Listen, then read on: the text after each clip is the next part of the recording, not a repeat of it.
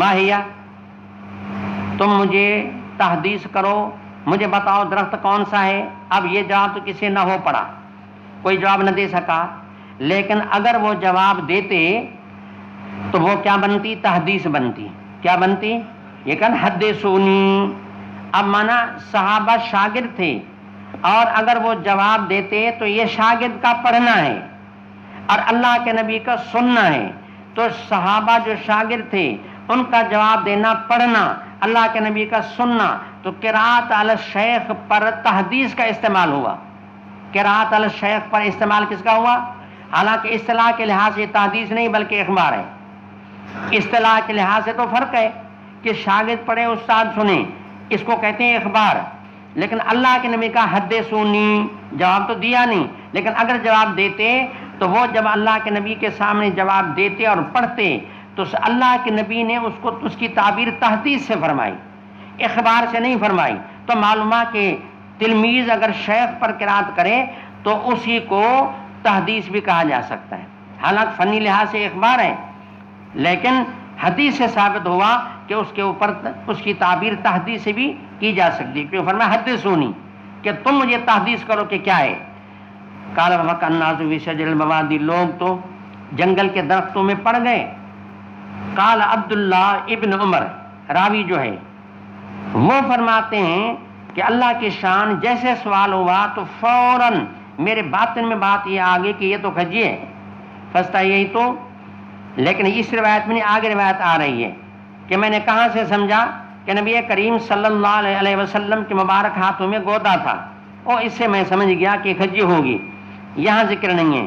فستا یہی تو کہ میں حیا میں آ گیا، تو پھر ثم قالوا حدثنا ما ہے یا رسول اللہ، اب صحابہ نے کہا کہ تم تحدیث کرو، مانا اب اللہ کے نبی نے جب بات کو بیان کیا تو یہ استاد کا پڑھنا ہوا، یہ استاد کا پڑھنا، استاد کے پڑھنے پر بھی تحدیث کا استعمال ہوا۔ شاگرد اگر بتاتے تو یہ شاگرد کا پڑھنا ہوتا، اس کے لیے بھی کیا استعمال ہوا؟ تحدیث استعمال ہوا۔ ما ہے یا رسول اللہ قال ہی نخلا۔ بات سمجھ میں آ گئی کہ نہیں؟ تو بہرحال یہ اصل میں یہ وہ تھا کہ بھئی یہ جو کلمات ہیں اگرچہ ان کا عرفی اصطلاحی فرق ہے، لیکن شریعت میں ان کا باہمی کوئی فرق نہیں ہے۔ آگے پھر وہی ترجمہ ہے کہ لوگ اگر یہ ایک بات لوگوں کے ذہن میں ہے کہ کوئی اگر سوال کرے مجمع میں پھر کسی کو نہ آئے تو اس کی توہین سمجھتے ہیں، تو یہ مظنہ اس بات کا تھا کہ حتیٰ کہ اپنے تلامذہ اور اپنے جو رفقا ہیں یعنی کوئی علمی بات ان سے بھی نہ پوچھی جائے۔ امام کہتے ہیں نہ، کتاب العلم چل رہا ہے، امام ایک ادب سمجھا رہا ہے کہ نہ صرف یہ کہ پوچھے بلکہ استاد کو چاہیے کہ وقتاً فوقتاً ان کو آزماتا رہے، ان کا امتحان لیتا رہے، دوسرے دن یومن فیومن، اور اس طرح یعنی ہفتے کے بعد مہینے میں ان کا کوئی امتحان ہونا چاہیے۔ فرمایا درہل امام المسألہ، جو امام جو پھر بیک وقت وہ استاد بھی ہوتا ہے، اگر کوئی سوال کوئی پیپر جو وہ اپنے علی اصحابہ تلامذہ کے سامنے پیش کرے لیختبر ما عندهم من العلم، تاکہ ان کے پاس جو علم آیا اس کو آزمائش کے لیے اگر اس طرح کرے تو مانا یہ بھی جائز ہے، درست ہے اور کیا جا سکتا ہے۔ بھی قال حدثنا خالد بن مخلد قال حدثنا سلیمان بن بلال قال حدثنا عبداللہ بن دینار عن ابن عمر رضی اللہ تعالی عنہ عن النبی صلی اللہ علیہ وسلم قال ان من الشجر شجرة لا يسقط ورقها فإنها مثل المسلم حدثني ما هي قال فوقع الناس في شجر البوادي قال عبد الله فوقع في نفسي أنها النخلة فاستحييت ثم قالوا حدثنا يا رسول الله ما هي قال هي النخلة۔ اس پر ساری بات ہو گئی۔ آگے ہے قراءت والعرض علی المحدث۔ مسئلہ یہ ہے کہ ایک اصطلاح ہے علم کے باب میں، اور جیسے اصولی باتیں آتی ہیں ان میں ایک بات ہے قراءت علی الشیخ اور ایک بات ہے عرض علی الشیخ، تو ان کا بھی کہتے ہیں کہ ثبوت ہے۔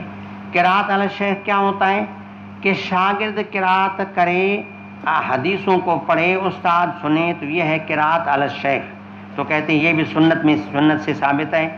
اور والعرض، عرض کا معنی یہ ہے کہ کوئی آدمی کوئی شیخ کا مسودہ اٹھا کر کے شیخ کے سامنے یعنی اس کو پڑھے اور اس کو پیش کرے کہ یہ جو میرے پاس آپ کا مسودہ آ گیا ہے یا میں نے جو آپ کی کاپی سے نقل کیا ہے اب میں اس کا تقابل کروا رہا ہوں، تو مقصد یہ ہے کہ یہ میری کاپی میں جو چیز آئی ہے وہ صحیح ہے یا غلط ہے، یا آپ کا لکھا ہوا مسودہ مجھے مل گیا ہے، اب میں اس کو آپ کے سامنے پیش کر رہا ہوں، آپ اس کو دیکھیں کہ میرے پاس جو آپ کے حوالے سے یا آپ کی نسبت سے جو مسودہ ملا ہے وہ آپ کا ہے یا کسی اور کا ہے۔ تو مقصد یہ کہ یہ ہے عرض معنی پیش کرنا۔ پھر کبھی جب پیش کرتا ہے تقابل کے لیے جب آتا ہے، کبھی قرات وہ شاگرد کرتا ہے، کبھی قرات نہیں کرتا، اور شیخ صرف اس کو دیکھتا ہے، کہتا ہاں ٹھیک ہے یہ میرا مسودہ ہے، تو اس کو بھی عرض کہتے ہیں۔ تو یہ بھی ایک یعنی اصولی لحاظ سے یہ کہ اصطلاحی لفظ ہے، تو ایک قرات علی الشیخ ہے، ایک عرض علی الشیخ ہے، تو کہتے ہیں دونوں ثابت ہیں یہ۔ تو اس کے بعد پھر آگے روایت بیان کرتے ہیں والحسن والثوری ومالک القراءۃ جائزہ۔ یہ سارے تابعین کے جو یہ اقوال ہیں اور آثار تابعین سے اپنے مسئلہ کو ثابت کر رہے ہیں کہ حسن بصری تابعی ہیں، سفیان ثوری ہیں، امام مالک ہیں، یہ سب حضرات قراءۃ علی الشیخ کو جائز کہتے تھے۔ بلکہ امام مالک کا تو زور تھا کہ معطا تم پڑھو میں سنوں گا، اگر کوئی اصرار کرتا حضرت آپ پڑھیں ہم آپ کی کلمات سننا چاہتے ہیں برکت کے لیے، دیکھو بیٹا آپ کا فائدہ اسی میں، تم پڑھو میں سنوں نا، تمہارا اصلاح ہو جائے۔ تو پوری معطا پوری زندگی پڑھائی تو قرات نہیں کی، شاگرد قرات کرتے تھے، اس لیے قرات علی الشیخ کو یہ تمام حضرات کیا کہتے تھے؟ جائز سمجھتے تھے۔ وَاحْتَجَّ بَعْضُهُمْ فِي الْقِرَاءَةِ عَلَى الْعَالِمِ، بعضوں نے اس کا سنت سے یہ دلیل پیش کیا کہ عالم کے سامنے آدمی شاگرد قرات کرے تو قرات بھی کر سکتا ہے۔ اس کو کیسے ثابت کیا؟ بے حدیث زمام بن سالبہ، وہ حدیث و لمبی ہے یا تھوڑا ٹوکا ذکر کیا۔ زمام جب اللہ کے نبی کی خدمت میں آئے، پتہ ہے آ کر کے کیا کہا؟ انہیں ساری بات اس نے کی، نبی کریم صلی اللہ علیہ وسلم صرف ہاں ہوں کرتے گئے۔ کیا سی یہ بات ہمیں پہنچی اس طرح بھی ہے؟ فرمایا ہاں۔ اچھا سی یہ بات آپ کا قاصد ہے وہ یوں بھی ہمیں بتایا اس طرح بھی ہے؟ فرمایا ہاں۔ کرتے کراتے پورا یعنی پوری بات جو وہ آنے والا شخص زمام جو شاگرد تھا گویا کہ پوری بات اس نے بیان کی، وہ اس نے پڑھی، اللہ کے نبی ہاں ہوں کرتے گئے۔ تو اس سے یہ بات ثابت ہو گئی کہ شاگرد پڑھے استاد سنتا جائے پھر کہے ہاں ہوں جی صحیح ہے ٹھیک ہے آگے چلو اور پڑھو، معنی اس کی معنی یہ تائید ہوتی جا رہی ہے۔ تو یہ قرات علی الشیخ ہے جو زمام بن سالبہ کے قصے سے ثابت ہو رہی ہے۔ تو انہو قال للنبی صلی اللہ علیہ وسلم اللہ امرک ان نصلی الصلاۃ، یہ بات پہلا سوال کیا، کیا اللہ کا آپ کو حکم ہے کہ ہم 24 گھنٹوں میں 5 نمازیں پڑھیں؟